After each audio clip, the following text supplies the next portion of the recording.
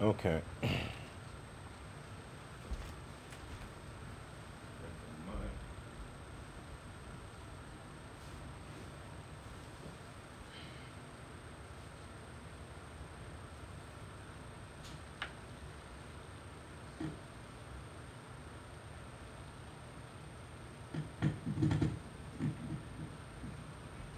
Bismillah. والحمد لله والصلاة والسلام على أشرف الأنبياء والمرسلين نبينا محمد وعلى آله وصحبه ومن اتبع هداه إلى يوم الدين أما بعد. Okay, so we're going to start out this class بإذن Jalla Jalalu with the Arabic.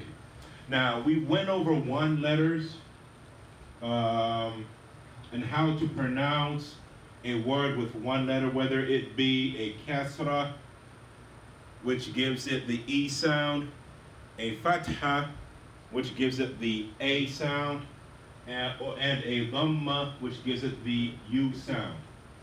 Okay, so now what we're going to do here, we're going to still work with the fatha, right? But what we're going to do is know how we sound a word that the first letter has a fatha and the second letter has a sukoon. And we know that the sukoon means that there is no sound or no vowel sound on the word, right? That's the point of the sukoon. We have to pronounce the sound, we have to pronounce the sound off that letter, make it visible without attributing to it a vowel sound. Okay, so all of these examples here, the first letter is the same, the second letter is different, right? So the first letter is going to be one, and then of course, the vowel sound on that first letter is going to be the same, but the end sound is going to be different because there's a different letter attached to that letter, or to the first letter. Okay. So let's look at this then. The first letter we have here is a what? Oh, wow. No. A wa doesn't connect to anything in front of it. And look also here, there's a what? A dot. So what word has a dot, or what letter has a dot on it? And it has like a circle. The dot. Look, it has a circle though. Look, see the circle right here? Right, that makes you know it's not a dal. It'd be a fa. It's a fa. Fa. So this is how a fa looks like when it is connected to when it's connected to a letter after it, right? So we have the fa with a fatha. How do we say a fa with a fatha? Fa. Fa, right? That's good. So a fa with a fatha, we say fa. Then we have a noon with a sukoon. A noon with a sukoon. Now we have to have the noon sound there without a vowel. What sound does the noon make without a vowel on it?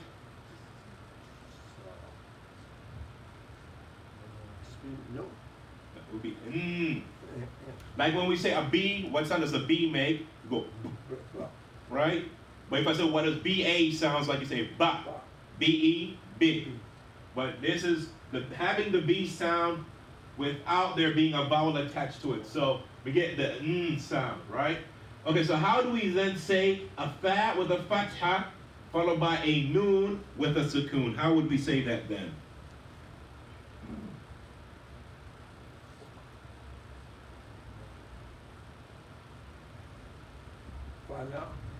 Fan. Fan. Okay? So that's fan. Okay, and here we have the same fa with a fatha on it followed by another letter. What letter is that?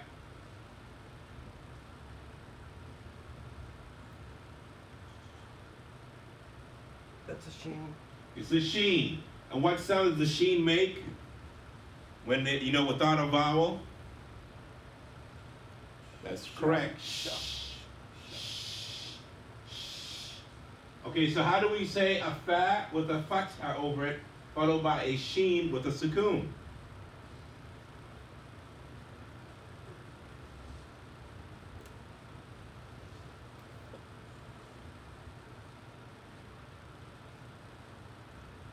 Sheen. Fash. Fash. Fash. That's correct. Fash. Fash. So here we have the first one will be fun because of the noon. And the second word will be fash because of the sheen. Okay, we'll do just a couple more. We'll do these two, and then we'll stop right there. Bismillah. And here we have a fa with a fatha over it, followed by what letter is that?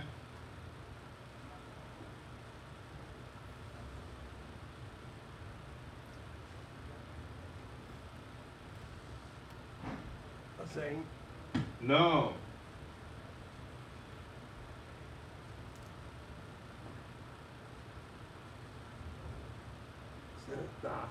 It's a dal. So this is a dal. So the dal makes a th sound, right? A th sound. So how do we say a fa with a fatha on it followed by a dal?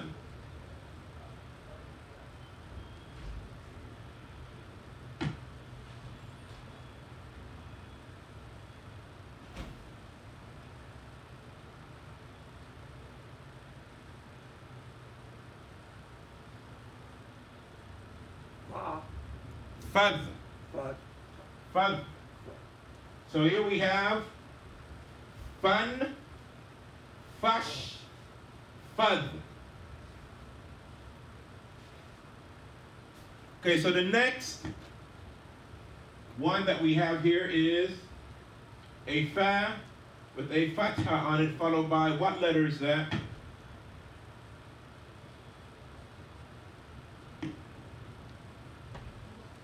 That's a zan. No, it's not a dal, huh? Zan. Zan. No, that's not a zay. It's a ra, right?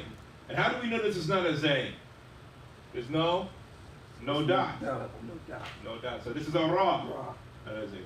So how do we say a fa with a fatha on it followed by a ra? Fa. That's correct. Fa. Okay, so with that, we're going to stop right there. I know that the way that I have these ordered out, it seems like we should probably go all the way to the end, but then that will take up a lot of our class. So we're going to stop right there. Like we do just 5 examples. Normally is what we do. So just count them out like that. So inshallah, the next class, we're going to do these 5, and then we're going to, do these 4, and then this, and try to do it like that, inshallah. Can I copy those bottom 3? Yeah, go ahead. How you doing, Mark Tussin? Alhamdulillah. It's good to hear.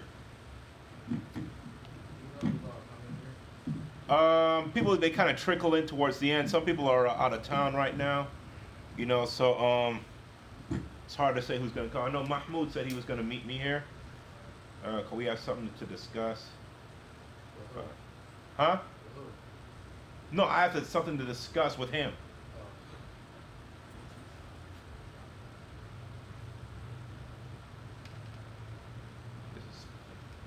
FIFA, can you give me a tissue or something like that from the bathroom, please? I mean, Zakia. Zakia, yeah.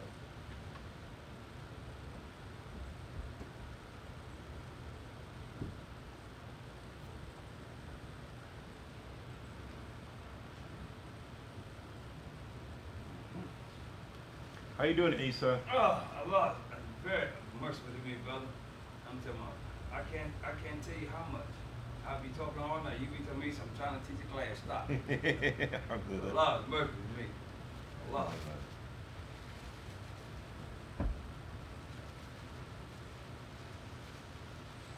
What did you do today, Martessim?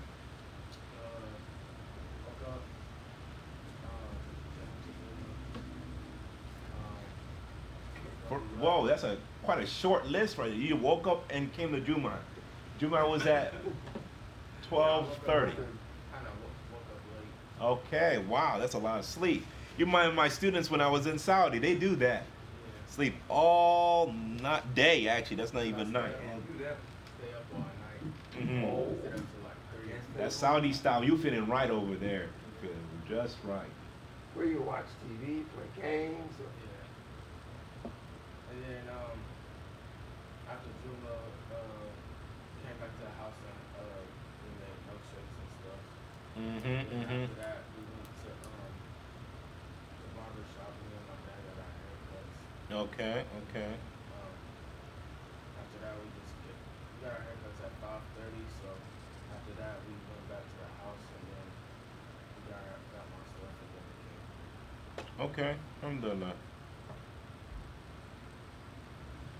Okay. Okay. Where the food portion came in, I know y'all wanted to get something to eat. Nah, you made something to eat at home? Yeah, she cooked. And you didn't bring us nothing to eat? It's the shake, then you got the Leslie's and me. Okay, all right, Bismillah. Continuing on, we're going to go with the tafsir, introduction to tafsir. And we're still like kind of just getting into the introduction to the book. So what we're going to discuss is the author's thoughts about the Quran. There's a couple things that the author mentions when talking about the Quran. One of the things is that the scholars can't get enough of it. The scholars are always reading the Quran, always getting into it, always revising it, thinking about its verses, the meaning, getting admonition from it for themselves. And that's why it's always good for a person who wants to be close to Allah and wants to implement his religion to constantly review and read that Quran as much as possible.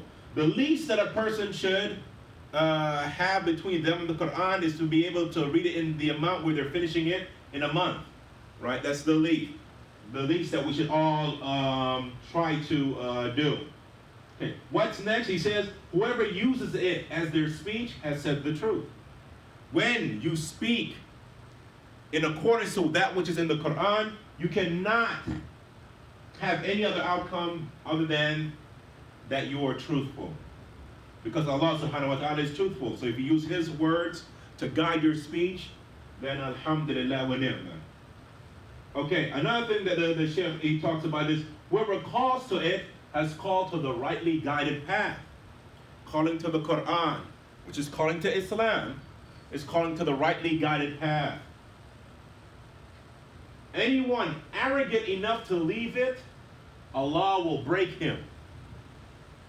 That might be in this world, and break him meaning humiliation, and that might be in this world or in the hereafter. Go ahead. That first word right there said al-Tar. Where? Which verse was this? Yeah, al-Tar. Al-Quran. Al-Kareem. So it's Al-Quran Al-Kareem. Okay. And the last thing that the Shaykh talked about is whoever seeks guidance elsewhere, Allah would lead the individual astray. If you seek guidance in yoga, if you seek guidance in Hinduism, Buddhism, if you seek guidance in science, right? And what we mean by seeking guidance in science is that you believe that science is what determines that which is correct or not, and not the other way around. We know that Allah subhanahu wa ta'ala has put certain rules in this creation. And those rules are governed by what we call science. So, of course, you won't find anything in science that's going to be contradictory to that which Allah subhanahu wa ta'ala has ordained and has created.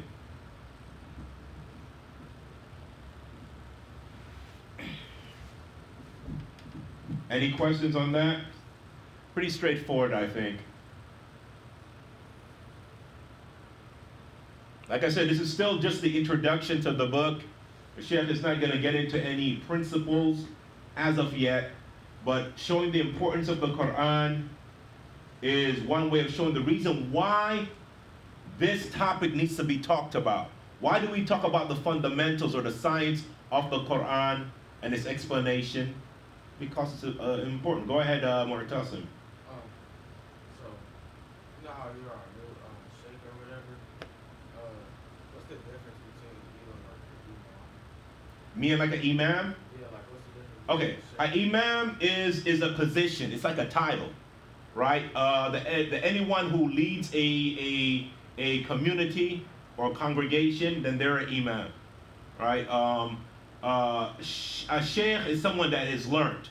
They have knowledge, so that's the difference. So a person that has knowledge could be an imam, or a person that doesn't have knowledge can be an imam, if they have that position. Like a person can be a cop whether or not they're racist or not, right? So. You had talked about, like with science, Mm-hmm.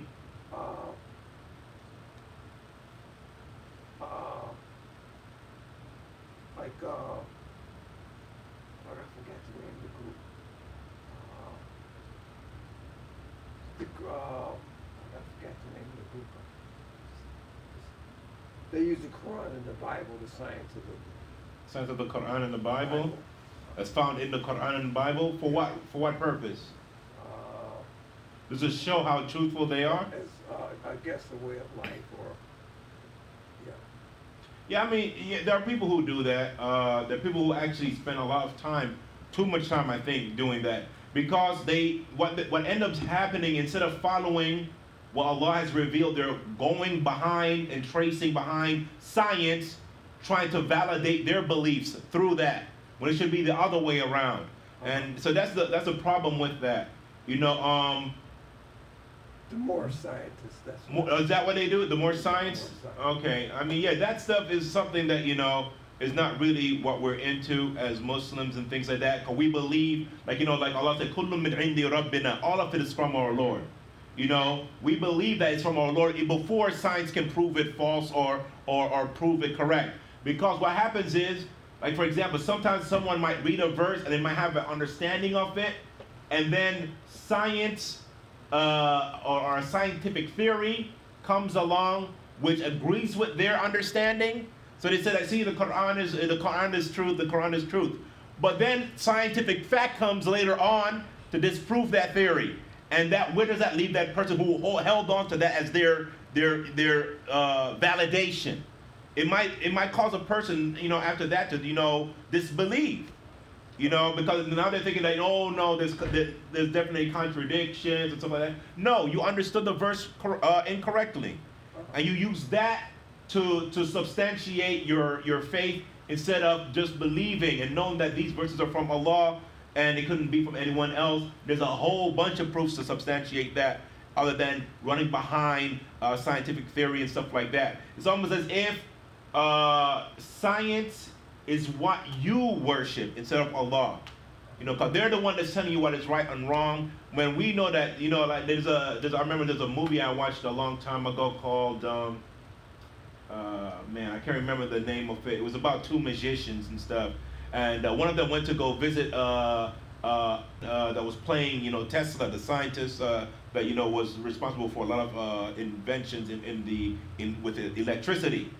So one of the things that Tesla said, even though it's a movie, but the quote rings with so much truth to it. It says, "Science isn't an exact science." Science is a lot of it. Most of it is theory. Most of it is theory, and then the whole thing of science is trying to prove those theories correct or incorrect, and then they move on to something else, and so forth. The problem is that we get caught up in the science part and not the fact that it's the theory part that we need to be focused on, because theories can be proven true or they can be proven false. To this day, evolution is a what? It's a theory. It's a theory. It's not scientific fact. To this day. And how long has that been around? Long time. A long time. Yeah, so continuing on, we're going to just cover this last page, Bidnillahi Jalla Jalalu. So here it says the Prophet Sallallahu Alaihi Wasallam explained the Quran to his companions. Right? And we covered this already in our other study of the science of the explanation of the Quran, is that we believe as Muslims that the whole Quran has been explained by the Prophet Sallallahu Alaihi Wasallam. The whole Quran. right? So there's no need for us now as Muslims to come 50 years and try to delve into the Quran, trying to get some new understanding from those verses that is not linked to the original understanding. Now notice I said a new understanding that's not linked to the original understanding. Okay, that means we can try to broaden some of those understandings to maybe coincide with what's going on with us. That's okay, because we know the Quran is general. It's supposed to be understood in its general sense, in general terms. But what some people do, they try to come with new understanding, new interpretations that has nothing to do with what was originally understood from those verses, like someone saying, for example, that those verses talking about homosexuality, that those verses, they mean something else. I forgot what some of them how they try to interpret it. I can't remember. But they try to say that those verses aren't talking about, being gay. They're talking about something else, and all types of things, which is of course a new understanding, which was not the understanding that the Prophet ﷺ taught to his companion. Okay, so we have to believe that it is important to know that the Prophet ﷺ clarified the Quran to his companions like he has clarified the different dialects of it. This is important to know that the Quran was revealed in 7 different dialects. That means there's 7 different ways or several different ways to recite the Quran, but the meaning doesn't change, right? The outlining meaning of the Quran does not change due to these dialects. Like, you even in amongst us here, I've been working with some people that speak a little different than me, from amongst the people that live or they're native to Cleveland. So one of the things that they say is like for show. I don't know if you guys ever heard anyone say it, for show, or I'm going to the stove, like that. And so they don't say store or shore, like I do. And that's a dialect. That's a dialect. And what they're saying is not wrong. It still means the same thing. It's just it sounds a little different. And that's the same thing that you have with the different dialects of the Quran. Okay. They So- came up with for that. They call it Black English. Yeah. Colloquial. Yeah. Black English. I mean, they have white English too. I mean, yeah, everybody Well, has their own little thing A going. lot of times when I talk on the phone to a lot of different people, Mm-hmm. so I listen to how they talk, Mm-hmm. and sometimes they might say one thing, and I Mhm. say, "Oh, that's a black person." Yeah. Because, like for the Mhm. word for, Mm-hmm. it's faux. Yeah. Yep, that's true. They Yep. might be talking, and then they might say that one word, and I say, Mhm. "Oh, that's a black person." Yep. That one word can distinguish you from someone else, Right. as far as their racial background, and that's true. Yeah.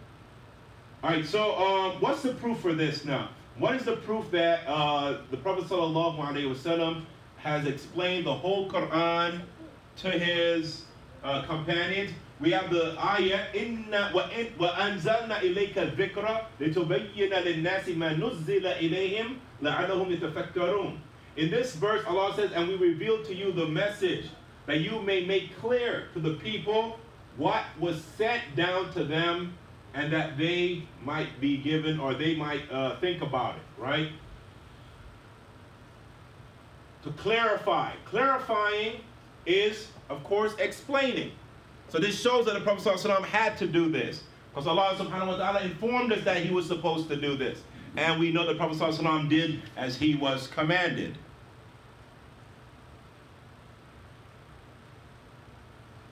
A proof to that is this statement right here from the companions. So we have Abu Abdurrahman as-Sulami, who said, "We were told by those who taught us the Quran." So that means Abu Abdurrahman as-Sulami is not a companion, he's a student of the companions, right? So he said that we were told by those who taught us the Quran, such as Uthman ibn Affan.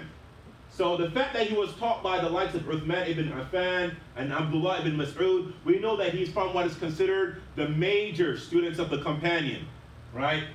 So Abdullah ibn Mas'ud and others, that if they would learn 10 verses from the Prophet sallallahu alaihi wasallam, they wouldn't go any further until they learned what they, meaning those verses entail of knowledge and action combined.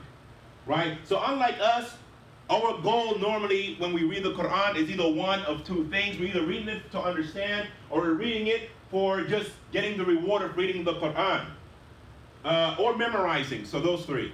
Right? But the companion, used to do all of those things together, but they would only do 10 verses at a time because they're trying to gain several benefits from that. Not only are they trying to understand it, not only are they trying to memorize it, but they're also trying to make sure that they can act upon it.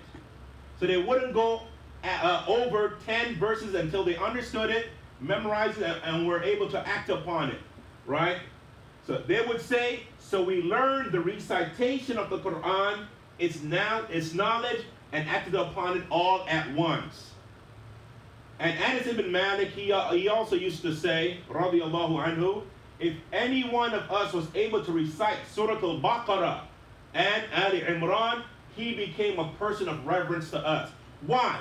Because remember, every 10 verses, they would make sure that they understood, not only memorized it, but also understood what it meant and also try to implement it. So a person who has memorized Surah Al-Baqarah and Ali Imran, which are the longest surahs in the Quran, and they've done all of this, that's something that's great. So we have companions who have reached this level, and they understood, those companions understood what it meant to reach that level.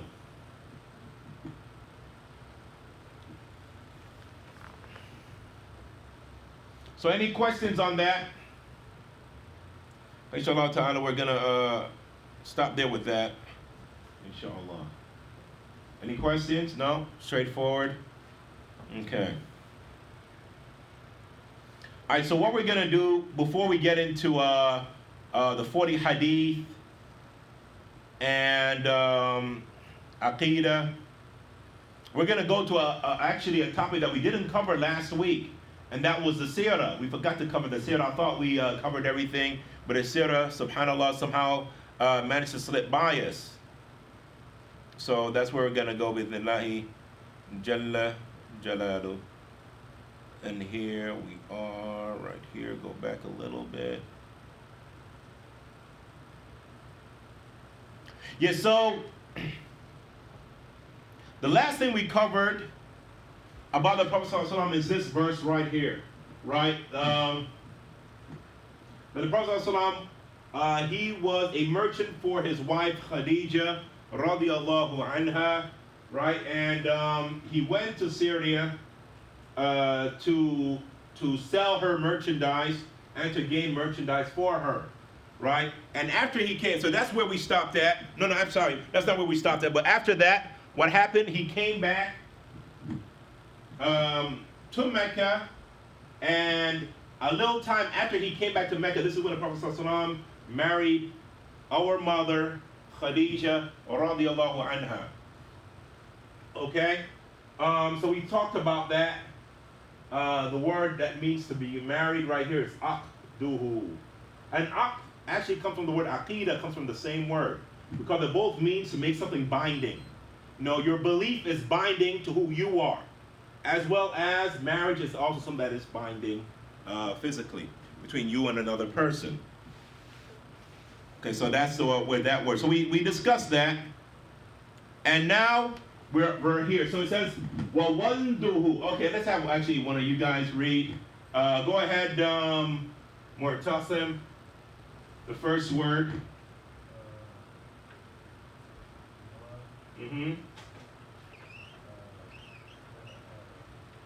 It's another wow. Wow and wow. The first one is wa because of the fatha, right? And this one, the dhamma is what? Wu. With a lamb. Wool. Wa, wool. Okay. So with a dhamma, so how do we say that? This is a ha. So how do you say ha with a dhamma? Okay, say it all together. Wa wulduhu. Okay, wa wulduhu. All right, Ibrahim, you want to try this one? I'm not ready. Yeah, you're not ready. I'm not ready. Yo, for real, sister. You want to try? You can try. Okay, go ahead.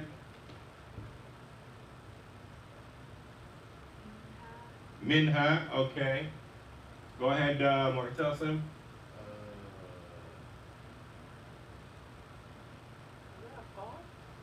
It's a kha. Okay, it needs to be bigger. I can't make it bigger and stuff. Khala. Khala. It says khala, and this is somebody's name. Ibrahim, can you read this for me? Ibrahim, you have to know at least how to read your name. Yeah, that's your name. No, it's the whole name. Ibrahim. The whole thing is his name. Okay, so وَوُلْدُهُ مِنْهَا خَلَا إِبْرَاهِيمَ فَالْأَوَّلُ الْقَاسِمُ حَازَ التَّكْرِيمِ. Okay, so let's see, what does this mean? What does this verse mean? وَوُلْدُهُ, we have a noun, we have a possessive adjective, and we actually have a preposition as well. It means, and his children. So the word wuld means children. Right? The word walad means boy, right? So wahid means one. This the lamb is the difference between those two words. Okay, so one is a lamb, one is a ha. So walad, wahid. Okay. So his children. Then minha, we have an object pronoun plus a preposition meaning from her. Although it says from, it means from her. And the her here we're talking about is Fatima. I'm sorry, Khadija. Khadija radiallahu anha. Okay, so basically saying his children, and his, of course, we're talking about the Prophet sallallahu alaihi wasallam. So his children from her, khala means other than Ibrahim. And Ibrahim is a name. So what is this telling us is that basically it's saying that all of the Prophet sallallahu alaihi wasallam children are from Khadija radiallahu anha except for Ibrahim. Ibrahim is the son of the Prophet ﷺ that was not from him. I mean, not from Khadija radiallahu anha. He was from Maryam. Mari. Okay. Next part is right here. Fal has a takrim. So fal awwal, we have a noun and a preposition. So the fa, which means so, and an awwal meaning the first. That's why this is one of the names of Allah. فَهُوَ الْأَوَّلُ الْآخِرُ. Right? So al-awwal meaning the first. Al-Qasim is a name. Al-Qasim is a name of the names of the Prophet sallallahu alaihi wasallam's children. Haza a takrim, meaning to encompass. Haza meaning to, it's a verb which means to encompass or to cover all. A takrim meaning honor. You know, Qasim is said to be the eldest of the son of the children of the Prophet sallallahu alaihi wasallam, and that's the reason why the Prophet's kunya was Abul Qasim. Right? Because normally the Arabs, they give you a kunya based upon your oldest child, specifically your oldest male child, but oldest child. Okay, the next line, we're going to cover this line too as well because they connect. It says, وَزَيْنَبٌ وَقَيَّةٌ وَفَاطِمَةٌ. Okay, so Zainab, another name of the daughter of a daughter of the Prophet sallallahu alaihi wasallam. Ruqayya, another daughter of the Prophet sallallahu alaihi wasallam, and Fatima, another daughter of the Prophet sallallahu alaihi wasallam.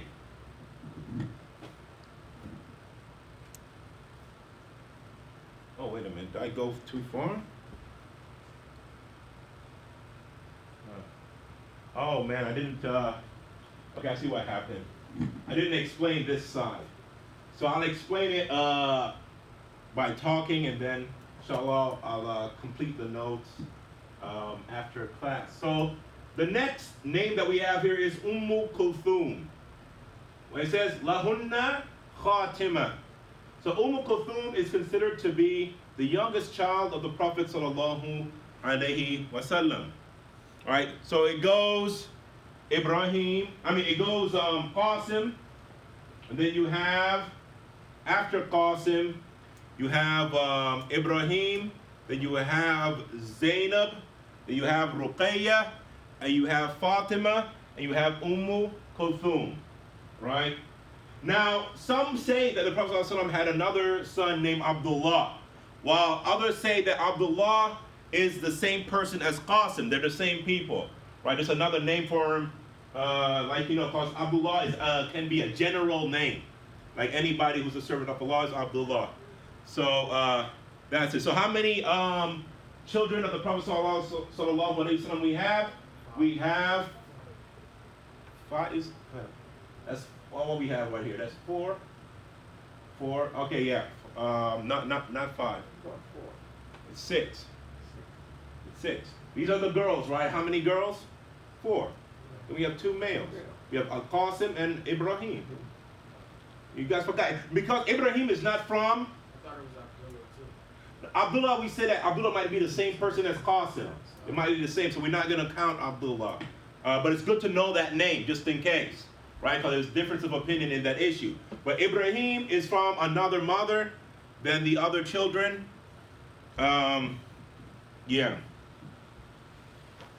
And important note to all of his children died before him except who? Except Fatima. Right? All of his children died before him except Fatima. How old was Muhammad when he died? 62. Yeah. 62. 62. 22 years. He was 40 when he declared. 23 years altogether as far as being a prophet. Prophet. Yeah. I thought he started out as No, you're not born a prophet. You have to become one. And what we mean by becoming one, that you receive revelation, the time when you receive revelation. Obviously, before that, the prophets, they have been given like a certain cultivation and upbringing, which gets them prepared for prophethood. Okay. Any other questions? The Prophet Muhammad put the seal on the prophets. Yeah, the Prophet Muhammad sallallahu alaihi wasallam is the seal, meaning the last of the prophets. There's no other prophet after him.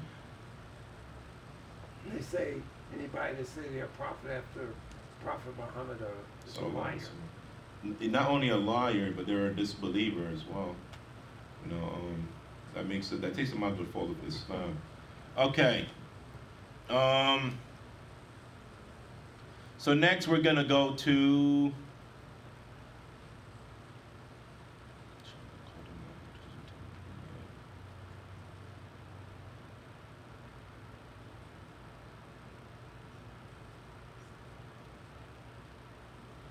We did, tafsir. It's all about that, alhamdulillah. Not tafsir, but tajweed. Now, in tajweed, let's try and make this a little bit bigger.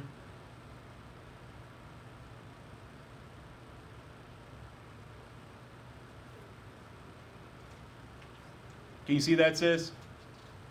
Yeah. Are you busy on your phone? Well, yeah. Both. Just so. I can see it better than the other one. I'll send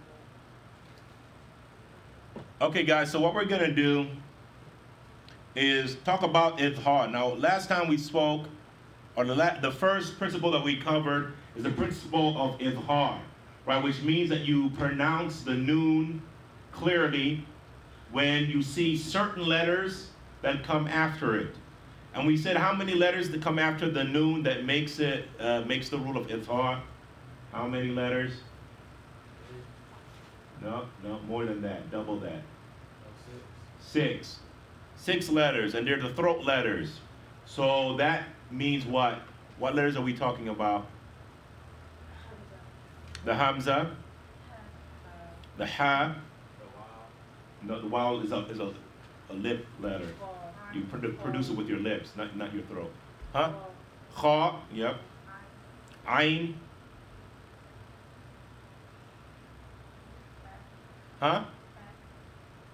Ha. I thought we said ha. Yeah. Ghain. Okay. One more. Nope, that's lip.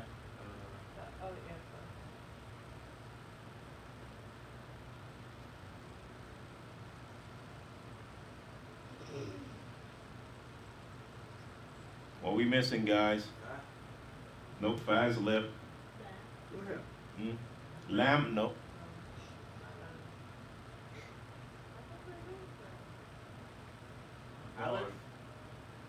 Alif, Hamza, we said Hamza. Hamza, not Alif. No. Not Alif. Yeah, from the throat. Dod, no. That's the tooth and the tongue. The other ha? That is correct. Yeah. It says Ha, Ha, Ain, Ghain, Hamza. What am I missing? Ha, Ha, Ain, Ghain, Hamza. Oh, the Kha. And that's it. Yeah, that's it. That's all of them. Okay. So now let's look at how we say each word with the noon with a sukoon followed by one of these letters. So here we have the hamza, noon with a sukoon. So how do we say this word? Who knows? No, the whole word, First letter is what? Is that a rock? It's a yeah. Yeah. No, I Two, can't see. two dots and stuff. I can't That see. bad. See? Y'all need glasses, man. I think you might I need don't think it's small lettering. I don't know about that one. Is it that small from back there? Let me see. It's very small. Oh.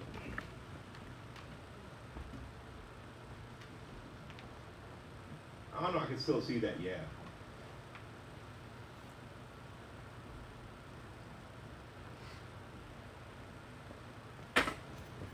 All right. Go ahead. How do you say that word? Who knows? Say it again. Say the word. You said, no, you was telling me the letters. Ya, Nun, Hamza. Yeah, and that's a wow after it, yeah.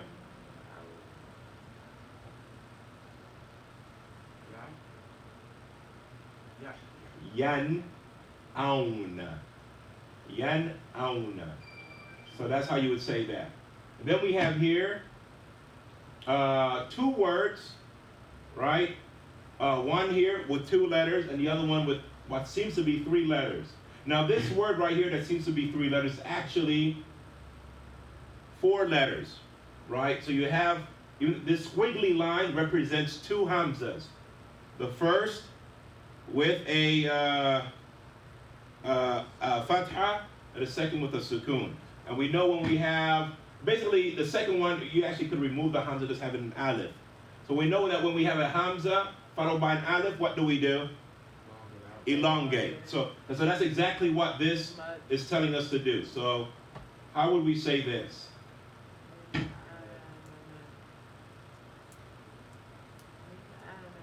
Man amana. That's correct. Man amana. Man amana. Right? So we pronounce that noon very clearly.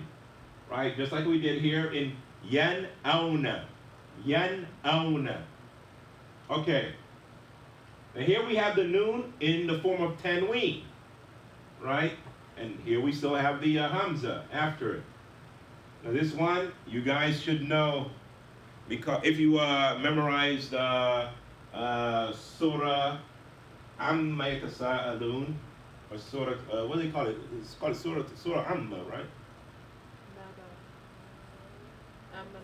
Neba, Surah Neba. Surah Neba. Okay, so if you memorize Surah Neba, this ayah is from it. How do you say this?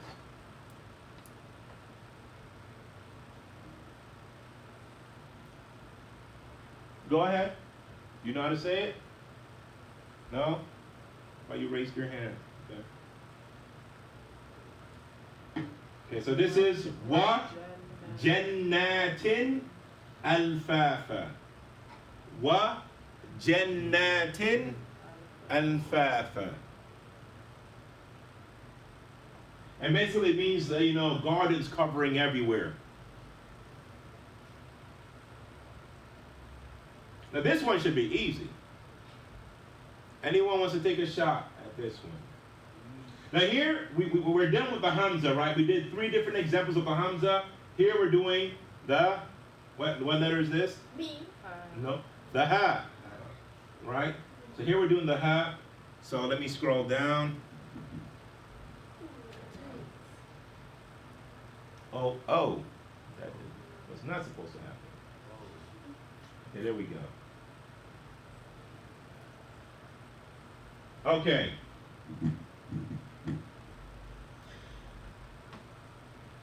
How do we say this? Go ahead. What? Minha. Minha. Minha. Right, because the meme has a kasra underneath. They use the noon with the sukoon. Okay. That's an aleph at the end? Yeah. Nope.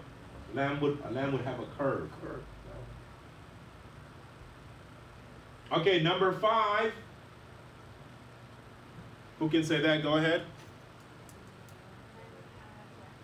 That is correct. Man hajara. Man hajara. Man hajara. Man hajara. And number 6 will be the last one we'll cover.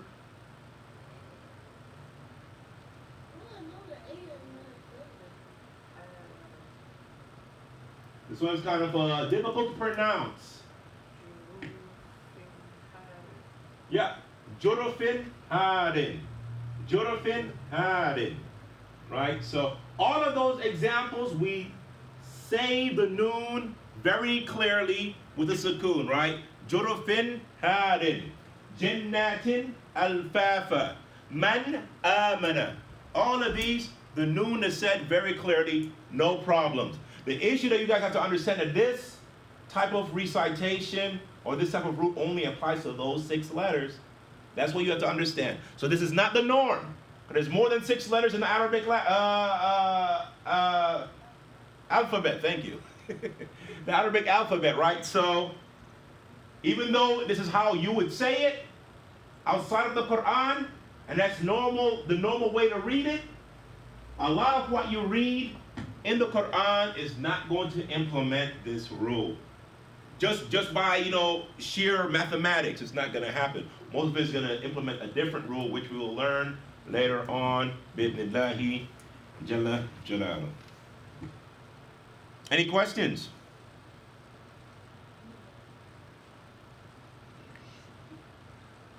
Okay, so go back to here.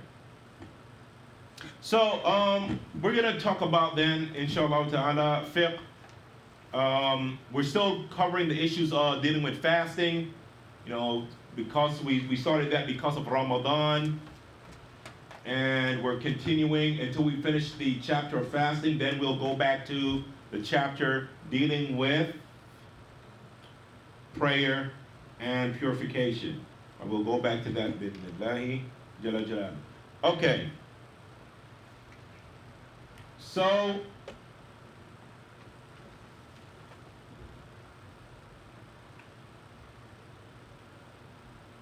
this verse says, Inistaqa. Inistaqa. Then mil al-fami.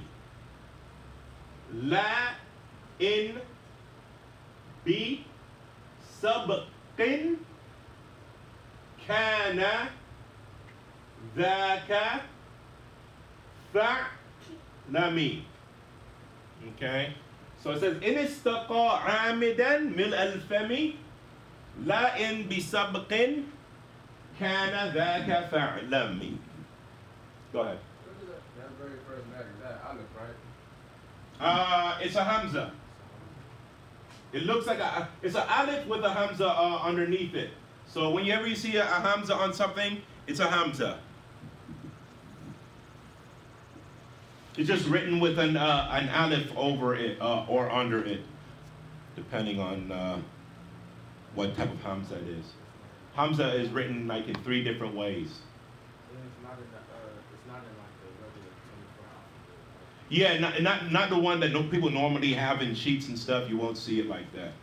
Yeah, so yeah, that's how you gotta get hip like that. Okay, so what does in mean? In means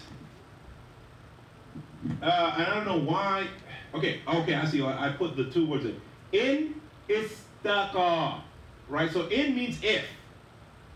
Istaqa meaning to cause to vomit. Causing yourself to vomit is istiqa. Right? Amidan means intentionally. Amidan means intentional. And mil means full. Although if you go to any, I know in Saudi they use this. I'm not sure about like the rest of the other countries, but they actually use the word full. Like if you go to the gas station, just say full, and they'll know exactly what you mean. You want your tank filled up, But I tried to use this a couple of times, and to exercise my Arabic and things like that. The problem is that the people that fill your tank up, they're not native Arab speakers, so they don't know what this is and stuff. So anyway, continuing, fem meaning mouth. We covered that, right, Mu'tasim? Huh? We covered that word, right? When? When in class. Oh yeah. When we were doing the fa with the other words, Oh yeah. with other letters after it and stuff, we covered fem. Okay, bisabqin, meaning overcome, or you could even say involuntary, right? Bisabqin here could mean involuntary, right? Kana, meaning to be, dhaka, meaning that, and fa'lami, meaning to know. So what is this trying to say? What is the Sheikh trying to say here in this line? Well, this is what he's trying to say. The Sheikh is trying to say that an individual who intentionally forces themselves to vomit, the amount of which fills the mouth, their fast is broken. But not the one who vomits involuntary. That same amount, the same amount which is that fills the mouth involuntarily. If that happens involuntarily, their fast is not broken. Okay. There's an issue to think about here. Let me just make sure that this thing is, okay, I'm gonna stop this.